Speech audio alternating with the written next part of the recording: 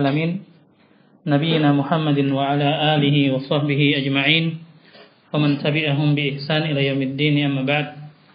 Alhamdulillah kita kembali bisa berkumpul untuk melanjutkan pembacaan Kitabul Jami' dari Bulughul Maram karya Al-Imam Ibnu Hajar Al-Asqalani rahimahullahu ta'ala wa dakhalahu fasiha jannati.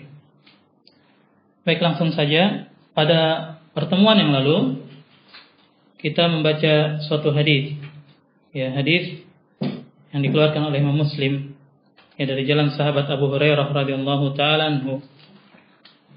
Rasulullah SAW bersabda, "Haqqul muslim 'alal muslim sittun.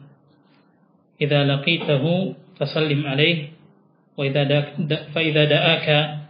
da'aka fa'ajibhu wa idza istansahaka fansahhu wa idza atasa fahamidallahu fashammithu wa idza marida fa'udhu wa idza mata fattabi'hu."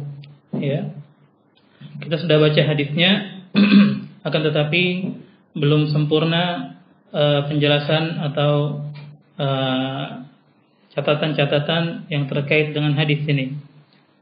Yang pertama, dari hak seorang muslim terhadap muslim yang lainnya adalah mengucap salam apabila bertemu dengannya. Ini sudah dijelaskan. Begitu juga yang kedua, wa idza da'aka fa'ajibhu, apabila dia mengundang kamu maka penuhilah undangannya. Kita masuk ke perkara yang ketiga, yaitu wa idza stansahaka fansahhu. Apabila seorang muslim meminta nasihat kepadamu, maka berikanlah nasihat kepadanya. Maka berilah nasihat kepadanya. Ini ana ingatkan untuk berusaha memiliki buku ini, Bulughul Maram. Karena ini buku yang direkomendasikan oleh para ulama, yang seharusnya seorang yang perhatian terhadap perkara agama ini dia berusaha memilikinya. Jadi thalabul ilm itu dia mengkoleksi kitab-kitab. Yang pertama tentu saja Al-Quran. Sangat tidak terbayang sekali orang yang perhatian terhadap agama tidak memiliki Al-Quran. Waalaikumsalam. Kemudian kitab-kitab hadis, diantaranya Bulughul Maram. Jangan dia biarkan rumahnya kosong dari buku-buku agama. Bulughul Maram diantara buku-buku yang direkomendasikan. Kalau kecintaan kita terhadap hadis-hadis, terhadap agama itu memang benar, maka kita berkorban juga. Waalaikumsalam warahmatullah. Kecintaan itu kan membutuhkan pengorbanan. Kalau ada cinta tanpa pengorbanan itu cinta palsu namanya. Demikian juga dalam memiliki buku-buku, dia mengoleksi buku-buku. Ini di antara bentuk kecintaan kita terhadap hadis-hadis Rasulullah SAW dan ilmu agama. Kalau untuk yang lainnya kita bisa tuh. Cintaan itu kan mahabbah, hub. Kalau bahasa Indonesia mungkin jadi hobi. Hobi. Kita kalau hobi sesuatu, wah masya Allah tuh. Kita hobi sesuatu, masya Allah. Ratusan ribu, jutaan juga kadang-kadang dijabanin juga kalau hobi sesuatu. Hubbi. Dari bahasa Inggris juga hobi.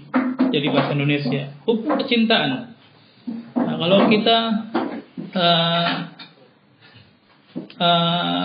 untuk perkara agama tidak ada pengorbanan di situ, tidak ada biaya yang kita keluarkan. Wah, mahal Ustaz bukunya. Murah Bulughul Maram itu, banyak juga. Gampang, beli matannya saja antum bisa ngikutin taklim sampai puluhan tahun yang akan datang, bisa kepakai terus. Kalau ada pelajaran Bulughul Maram. Jadi sisihkan sedikit untuk beli kitab. Kalau untuk hobi yang lain kan kita royal. Untuk hobi ini harusnya kita juga sedikitlah sisihkan. Baik. Wa idza stansahaka fansahhu. Ada miring sedikit tadi. apabila ada yang meminta nasihat kepadamu, maka berikanlah dia nasihat. Ya, nasihat dia dari asal kata nun, shad dan ha yang bermakna al-khulus, yang bermakna al-khulus, yang murni, yang bersih.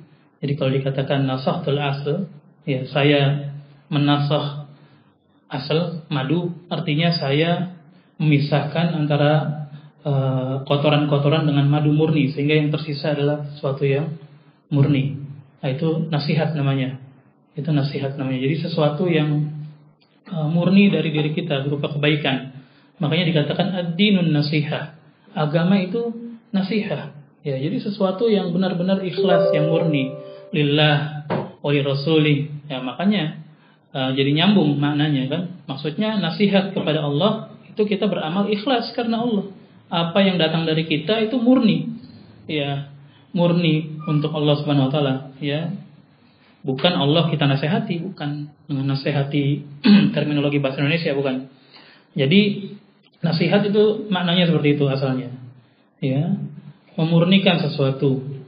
Iradatul khair lil mansuh. Kita menginginkan kebaikan untuk yang dinasihati. Ya. Jadi apabila ya seorang muslim ya datang kepada kita meminta nasihat, maka wajib bagi kita ya untuk memberikan nasihat. Ya, perkataan wajib ini pendapat yang kuat. Ya, walaupun ada yang menganggap yang lainnya dari kalangan para ulama menganggap itu adalah sunnah muakkadah, kan, tapi perkataan akan wajibnya ini adalah pendapat yang kuat. Ya, jadi wajib bagi kita ketika itu untuk memberikan nasihat untuk kemaslahatan orang yang meminta nasihat, bukan kemaslahatan orang yang memberi nasihat. Ya, beda. Kadang orang dimintai nasihat, dia memberikan jawaban untuk kemaslahatan dirinya, bukan kemaslahatan orang yang meminta nasihat. Misalnya orang jualan, ya jualan, punya 2 jenis barang dagangan, obat misalnya, obat batuk lah, gampang. Ya, ada orang pembeli bilang, saya batuk, ya jenis batuknya seperti ini dan seperti itu, tolong nasihati saya, yang mana yang bagus? Ya, yang mana yang bagus? Dia tahu yang bagus adalah obat yang A, tapi karena yang B dia marginnya lebih besar, diarahkan kepada yang B. Ya, ini namanya maslahat untuk orang yang memberi nasihat, bukan maslahat orang yang meminta nasihat. Ya, yang demikian ini diperhatikan. Jadi maslahat itu kembali kepada orang yang meminta nasihat, ya, bukan maslahat kepada orang yang memberi nasihat. Ya, ini diperhatikan. Ya, jadi wajib bagi kita untuk memberikan nasihat apabila diminta. Rasulullah SAW bersabda, "Man istata'a minkum an yanfa'a akhahu falyaf'al." Barang siapa di antara kalian yang mampu memberikan manfaat kepada saudaranya, maka hendaknya dia lakukan. Ya, khairun nas anfa'uhum linnas. Ya, yang sebaik-baik manusia adalah yang paling memberikan manfaat kepada manusia yang lainnya. Ya. Dan apabila kita tidak mengetahui, tidak memiliki kadar pengetahuan akan perkara yang kita ditanya tentangnya, maka kita jangan menjawab. Apabila ada orang datang misalnya kepada kita bertanya tentang perkara yang kita nggak tahu, dia meminta nasihat di situ, maka jangan menjawab. Ya, karena apabila kita takalluf, kita memaksa-maksakan diri untuk menjawab, kita akan berkata tanpa ilmu. Dan perkara yang demikian itu bisa menghantarkan orang yang meminta nasihat kepada ya kerusakan atau kebinasaan atau kemadaratan. Ya, jadi kalau kita tidak tahu, tidak boleh bagi kita untuk menjawab. Ya, dan bentuk nasihat kita apabila terkadang meski menyebutkan aib-aib dari perkara yang harus disebutkan, maka nggak mengapa disebutkan. Ya, maka nggak mengapa kita menyebutkan perkara tadi. Ya, seperti kisahnya Fatimah bintu Qais, ya, yang dia dilamar oleh beberapa orang, kemudian meminta musyawarah kepada Rasulullah SAW. Ya, lalu Rasulullah SAW menyebutkan ya tentang 2 sahabat, ya, Amma Abu Jaham, Yang melamar beliau adalah satunya pertama namanya Abu Jaham. Ya, la yad'u asahu an atiqi. Ya, dia itu nggak pernah meletakkan tongkatnya dari lehernya. Ya, kata para ulama ini katanya dia mudah untuk memukul wanita, atau yang lain penafsirannya dia sering safar. Ya, amma Muawiyah, adapun Muawiyah fasuluk la malalah. Dia itu orang yang nggak punya harta. Ya, jadi dikasih pertimbangan ke arah itu nggak mengapa ya dalam pernikahan. Ya, dalam pernikahan nggak mengapa. Adapun Muawiyah dia sedikit hartanya. Nikahilah olehmu Usamah bin Zaid. Ya, ketika itu. Ya, jadi sisi pendalilan di sini boleh bagi kita menyebutkan aib dari perkara-perkara yang apabila kita tidak sebutkan, orang yang meminta nasihat kepada kita bisa termadaratkan. Ya, bisa termadaratkan. Ya, ini nggak mengapa. Misalnya ada orang datang mau minta nasihat, dia akan berbisnis dengan si fulan dan si alan. Lalu kita kasih tahu misalnya, si fulan itu orang yang tidak menepati janji. Ya, si fulan itu ini nggak mengapa dalam rangka nasihat. Baik. Kemudian yang berikutnya dari hak seorang muslim terhadap muslim yang lainnya, idza atasa fahamidallah fashammithu. Ya, apabila seorang itu bersin kemudian dia memuji Allah Subhanahu wa taala, maka bertasmidlah untuknya. Tasmid adalah ucapan yarhamukallah atau yarhamukillah apabila yang bersin adalah wanita, perempuan. Apabila laki-laki yarhamukallah, diubah saja domirnya. Ya, domirnya. Bertasmid, silang pendapat para ulama. Ya, kebanyakan para ulama mengatakan hukumnya adalah sunnah muakkadah. Ya. Adapun orang-orang dari kalangan mazhab Zahiriyah menganggap itu wajib hukumnya. Ya, wajib hukumnya. Ya. Walaupun kuat juga dari sisi pendalilannya, ya, akan ucapan wajibnya ini, karena ada hadis Rasulullah SAW, idza atasal muslim faqala alhamdulillah kana haqqan ala man sami'ahu an yaqula yarhamukallah. Ya, apabila seorang muslim itu bersin kemudian dia mengucapkan alhamdulillah, maka hak atas seorang yang mendengarnya untuk mengucapkan yarhamukallah. Ya, hak atas orang yang mendengarnya untuk mengucapkan yarhamukallah. Ya, jadi ini silang pendapat hukumnya antara wajib dan sunnah muakkadah. Ya, kan, tapi walaupun seandainya kita kuatkan hukumnya adalah sunnah muakkadah, jangan ditinggalkan perkara ini. Ya, jangan ditinggalkan perkara ini, jangan hilang ya tuntunan Rasulullah SAW. Ya, bahkan kebiasaan mendoakan ketika bersin bukan hanya di sisi orang-orang muslim saja. Orang-orang ahlul kitab pun mengucapkan doa ketika ada orang yang bersin. Ya enggak, Ustaz? Tahu enggak, kalau ada yang bersin mereka mengucapkan God bless you. Seperti itu. God bless you. Mereka ucapkan seperti itu. Tapi sekarang juga sudah ditinggalkan sama mereka. Sekarang kaum muslimin juga mulai meninggalkan sunnah ini, ya. Alhamdulillah yarhamukallah, ya. Alhamdulillah yarhamukallah, ya.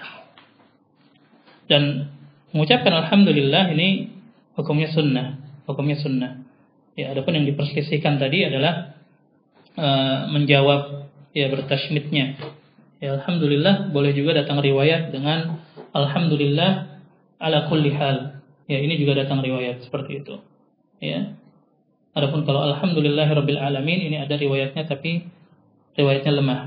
Ya, jadi kalau mau boleh alhamdulillah ala kulli hal. Ya. Tapi mencukupi dengan alhamdulillah saja ini lebih baik insyaallah taala.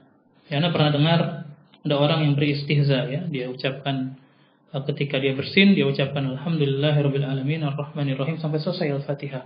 Ini istihza, ya, ini memperolok-olok agama. Dan perkara yang berbahaya sekali. Ya, Ya, memperolok-olok agama. Ya. Jadi ketika bersin seorang mengucapkan alhamdulillah. Ya. Ketika selesai bersin, ya, jangan ketika lagi bersinnya.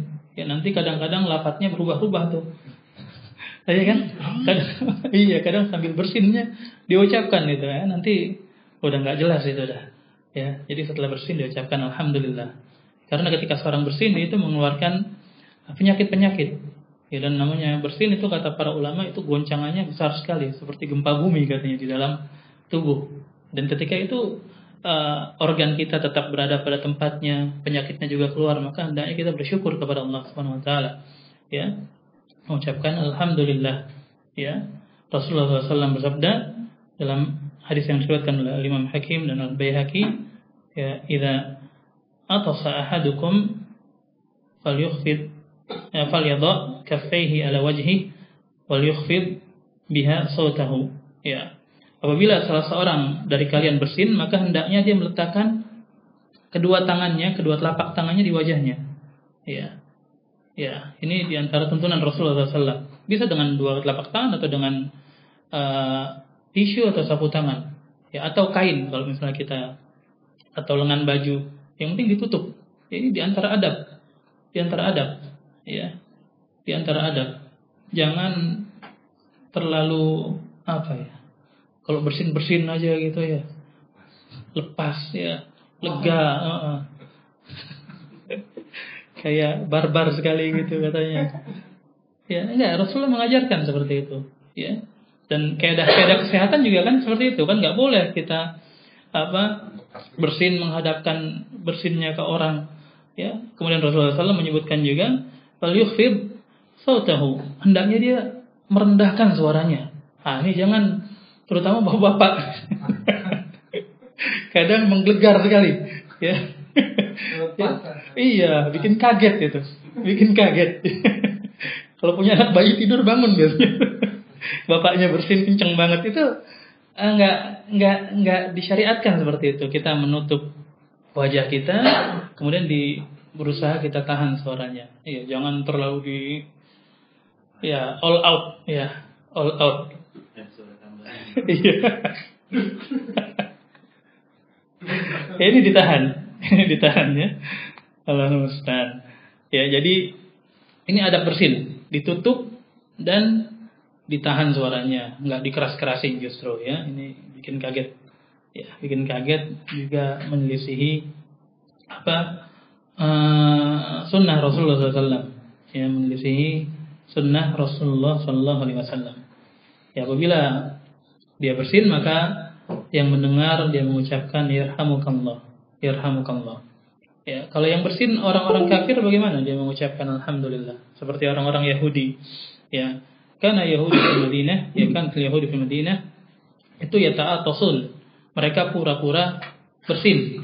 Ya, pura-pura bersin supaya apa? Supaya didoain sama Rasulullah SAW. Ya, namanya orang Yahudi kan gitu ya.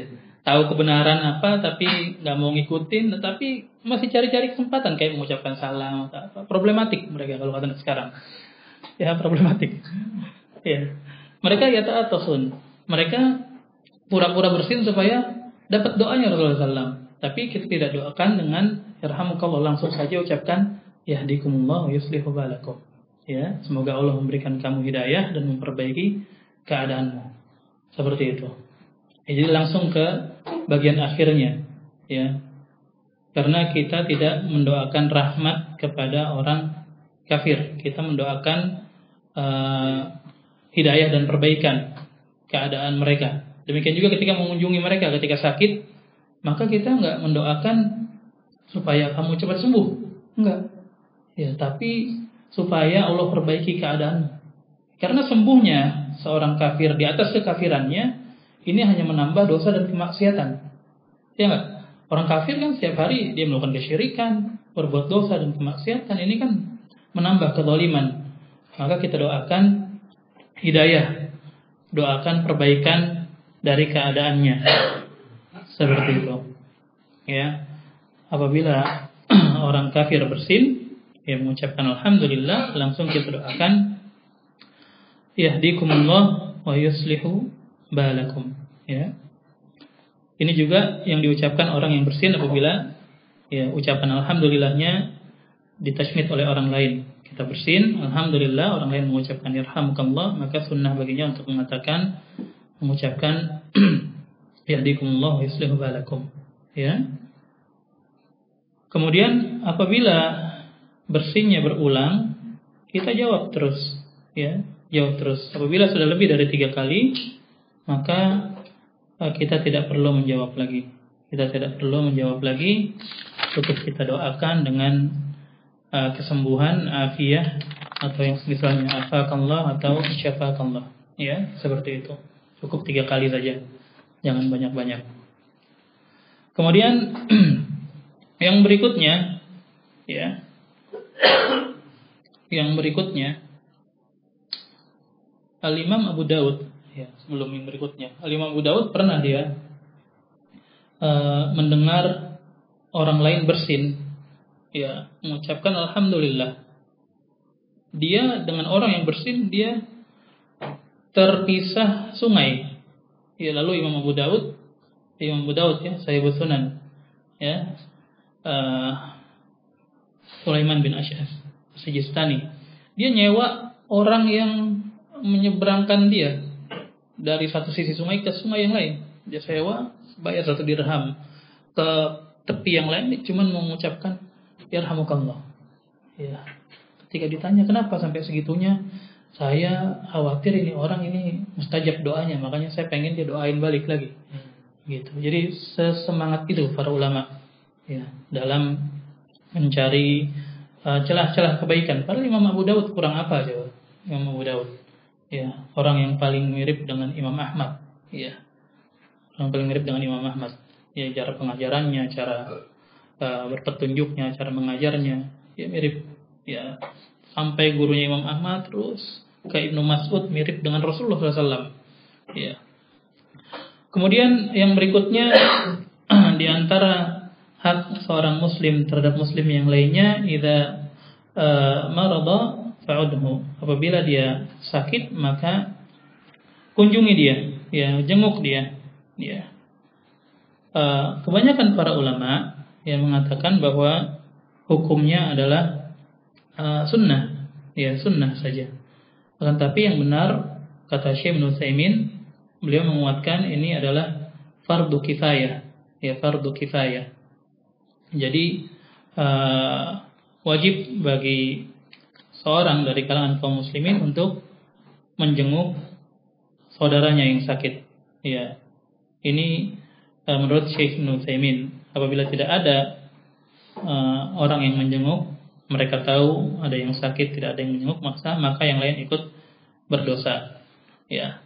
Adapun kebanyakan para ulama menganggap itu adalah sunnah muakkadah, kecuali apabila yang sakit adalah orang yang berhak mendapatkan bakti dari orang tersebut, ya, seperti orang tuanya, ya, dan semisalnya, ya, atau keluarganya.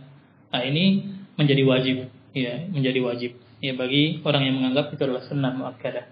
Dan tidak semua sakit yang dijenguk, ya, tidak semua sakit yang dijenguk, akan tetapi sakit yang membuat seorang yang sakit itu terhalang dari bertemu kaum muslimin, ya, dia di rumah saja, ya, atau di rumah sakit saja. Nah, yang seperti ini yang dijenguk.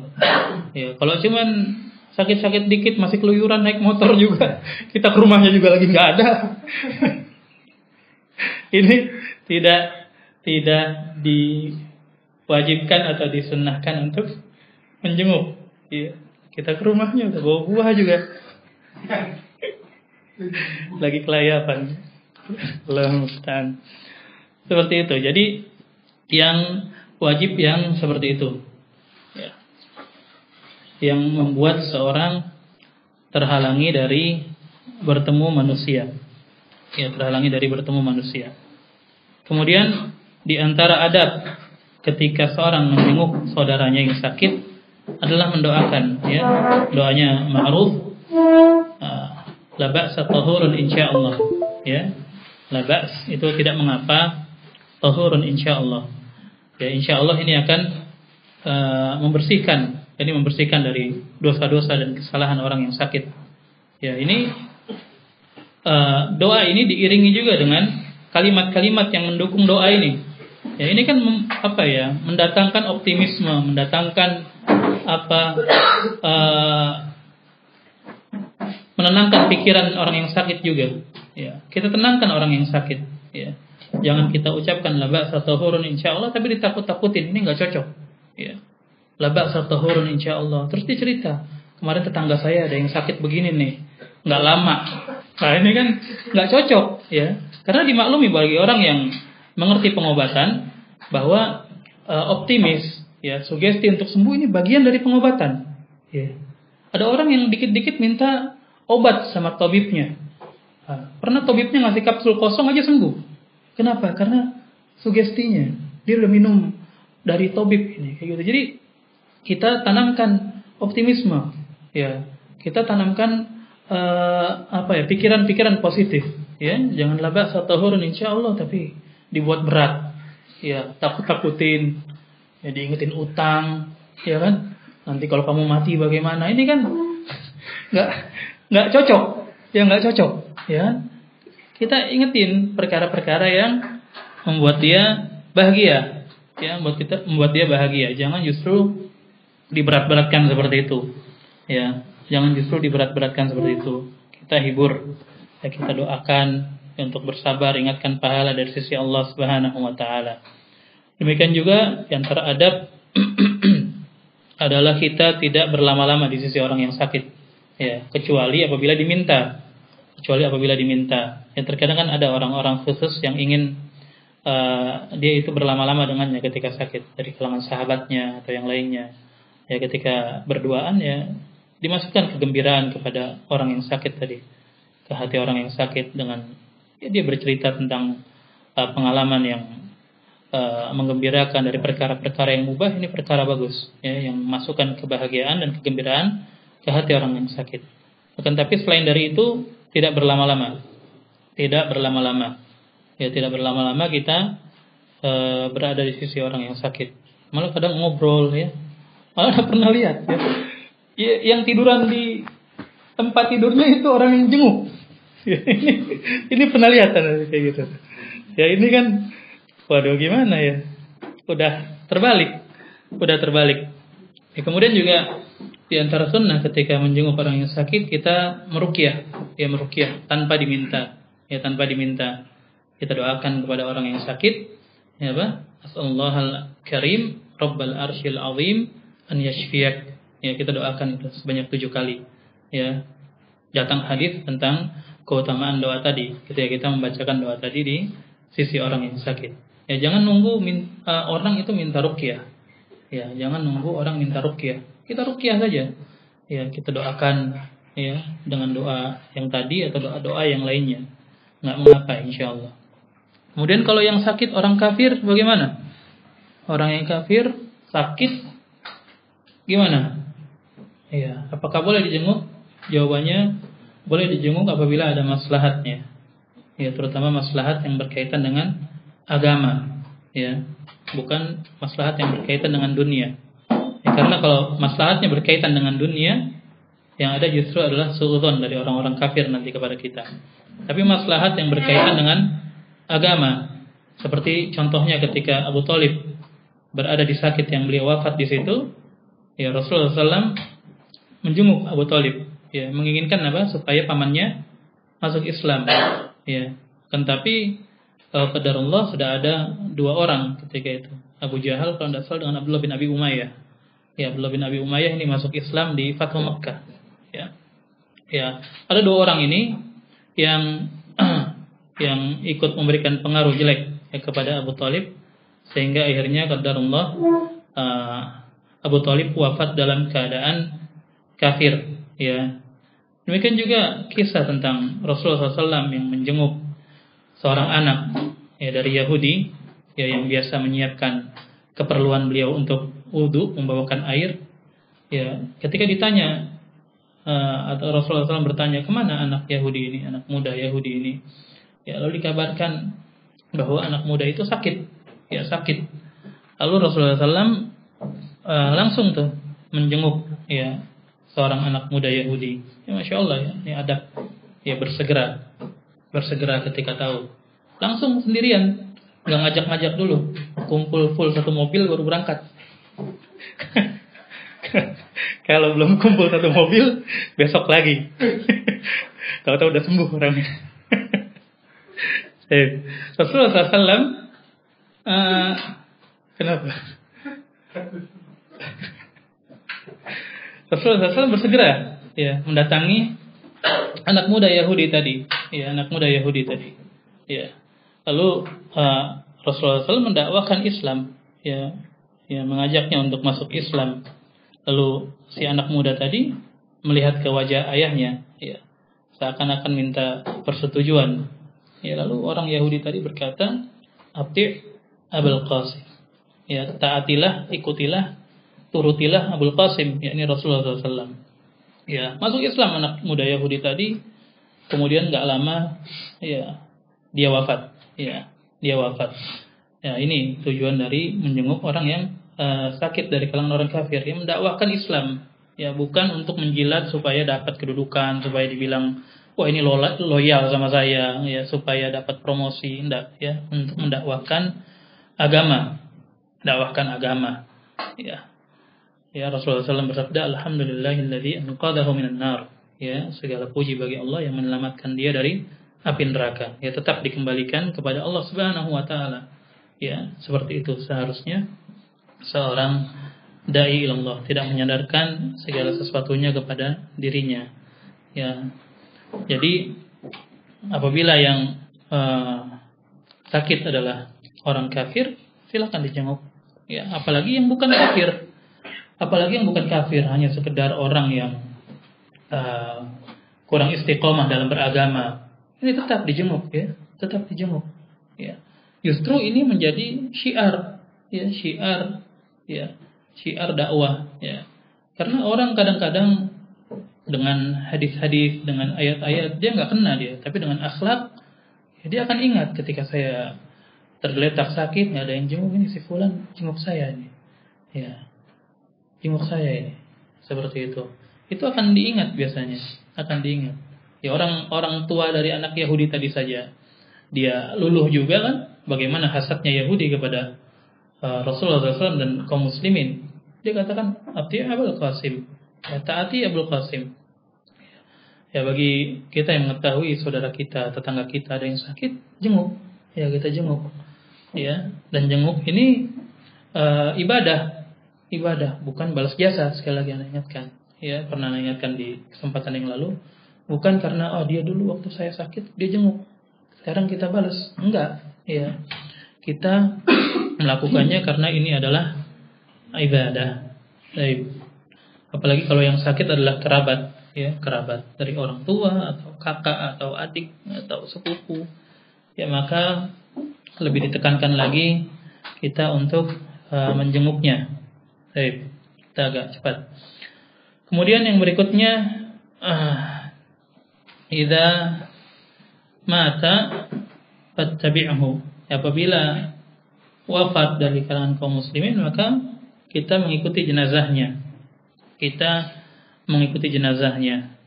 Ya, para ulama menyebutkan ini hukumnya adalah fardu kifayah. Ya, fardu kifayah. Ya, karena pernah suatu saat Rasulullah SAW duduk-duduk bersama para sahabatnya, lalu lewat jenazah, lalu sahabat berkomentar tentang jenazah tadi, mengatakan, menyebut-nyebut kebaikan jenazahnya.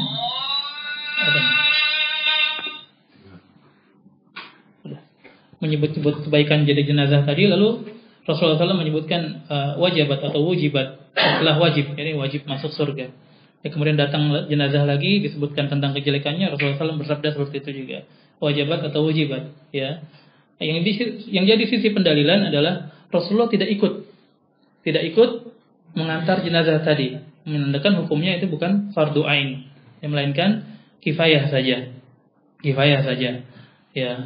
Dan pahala dari menjenguk orang, mengantarkan jenazah ini besar, ya. Disebutkan barang siapa yang menjenguk jenazah,